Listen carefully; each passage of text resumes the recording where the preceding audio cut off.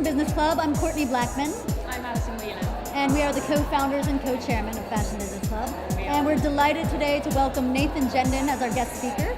He's both the creative director of Diane von Furstenberg and his own label, Nathan Jenden. And he's being interviewed by Michael Herz, who is the creative director of Aquascutum. Both hot from the London Fashion Week schedule, both exhausted, and we are delighted to have them here with us today.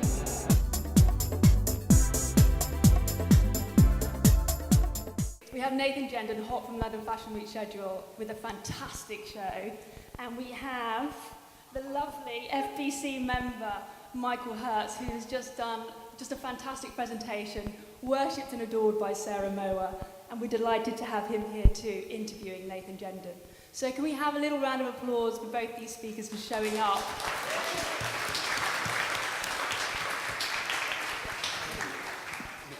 Nathan, tell me a little bit about your path to DVF as creative director. I went to St Martin's and then I did a master's at the Royal College of Art because I didn't know how to sew when I left St Martin's, so they taught me how to sew at the Royal College of Art. And then I went and worked in Paris. I worked for Galliano, I worked for Kenzo, and then my dad bought my wife and I tickets with Air Miles to go to New York, because I'd never gone to New York. I wasn't interested in New York at all. I was very European and very French. I was all in black and kind of like, ugh. How long ago was that? I must have been 1997, 98. And I kind of was a little frustrated with Paris. I think working as a designer in Paris is like, you know, it's so much part of the culture. I mean, I loved Paris. I learned how to speak French fluently, you know. French people are not the easiest people to work with. It's quite strange. They're very much more hierarchical than English. They're very kind of like, you know, working at LVMH was kind of like, I felt like I was at Versailles. Everybody had a title and the way you addressed everybody was really formal. And, you know, for example, Kenzo was Monsieur Kenzo. And so it was very kind of dull in a way. It wasn't really about, it didn't feel like it was really about fashion. So, and I also felt like, you know what, I can draw clothes, I can make clothes. It's like, I'm not learning anything.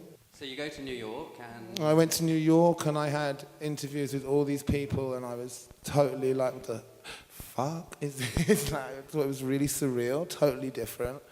And I got offered a job by a designer called Richard Tyler. And at the same time, funnily enough, I got offered a job as Tommy Hilfiger, and it was a very strange scenario with Richard Tyler. So at this point, I'd already made a decision I was going to New York, so I sort of pulled out of the job offer for Richard Tyler, who I really wanted to work for. I thought he was really talented. It was kind of like a very commercial version of John Galliano at the time, and it was interesting. But, and Tommy Hilfiger offered me a big job with a lot more money, and I was like, well, I'm never going to work for Tommy Hilfiger. I don't know why I'm doing this bloody project or interview. And then I ended up sitting at a desk in New York. It was like that film Trading Places. I was like, fuck am I doing here? And at Tommy Hilfiger, like where everyone wore gingham shirt and like chinos, and they were all like, you know, Tommy racks and everything. And I was just like, this is surreal, man. And I did one meeting with a lady called Mary Wong, who was responsible, was quite a big cheese in New York. And she was the president of women's at Tommy Hilfiger, and she's pretty brutal. But my mum and dad are pretty tough, so she sort of speaks to people and they really frightens them. But she's quite an amazing woman. But anyway, I did a presentation to her because I thought that's what they wanted. And she's like, you fucking Europeans, and I'll rip you another asshole. And she said to me, I'll rip you another asshole. I said, I wouldn't do that, more shit will come out of it. And I was a bit like, I wish I hadn't said that. And she started laughing and was like, I like you. You're going to meet Tommy tomorrow. So I did a presentation to Tommy. I was wearing red, white, and blue. I did the whole thing. I had a little dummy with a bandana wrapped around it, because he just bought the pair of jeans that Marilyn Monroe wears in the Outlaw or whatever. They were like $180,000. He bought them at Sotheby's. I mean, he was a strange piece of work. But so I was in this boardroom and I was wearing red, white, and blue, and Tommy's like, where's your outfit from? I was like, my blazer's from Paul Smith's, my trousers are from Helmut Lang, and my T-shirt's from Marks and Spencer's. And he said to me, all that and your T-shirts from Marks and Spencer's? And I just said, because I was totally freaked out. I was like, well, you've got to save money where you can, haven't you, Tommy? He's like, okay, you're flying to Asia tomorrow. And then I went to Asia, like literally within 3 days of going to New York. I didn't have an apartment. I had a really nice Gucci coat that I bought myself, which I had to sleep under when I got back to New York. But so I went around Asia. And then when I was at Tommy, I met a woman called Daryl Kay, and she invited me to come and work for her. I went and worked with her. That was really good fun. At the time, she was the coolest thing in New York.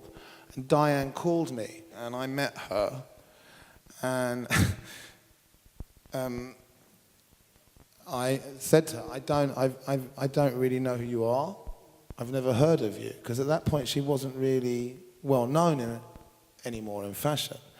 And she wasn't well known in New York. And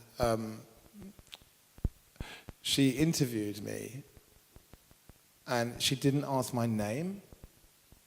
And Diane is an amazing woman. She's a fantastic woman, but she literally sat me down and was like, let me tell you a little story about myself. I was like, I came out of the interview and I called my brother and I was like, fuck, I've just met someone more self-obsessed than me. And he said, that is not possible. She continued to sort of talk to me. And I was like, I don't really understand what you want. She's like, I want a brand, I want a whole line. And I'm like, well, you've only got this wrap dress. And so we went backwards and forwards, and I just really liked her. And she's really smart, because I was like, I don't really know who you are. So she said, well, why don't your wife and you come to dinner with me and a few friends tomorrow night? And we went to dinner, and it was like, Blondie, Harrison Ford, Mick Jagger. It was a Vanity Fair party that Graydon Carter was throwing for Diane, but like just for a few close friends, but like half of fucking Hollywood. So I was like, maybe it's a good idea to work for her. So you took the job there?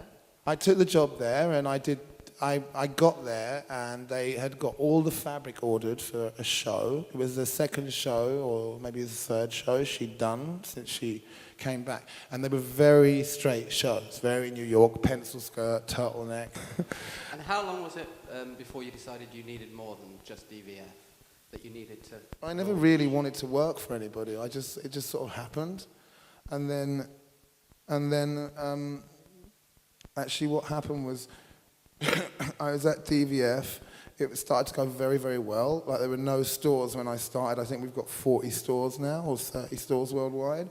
And, you know, but I mean, this is a funny story. My first show was on September the 9th, 2001, for DVF.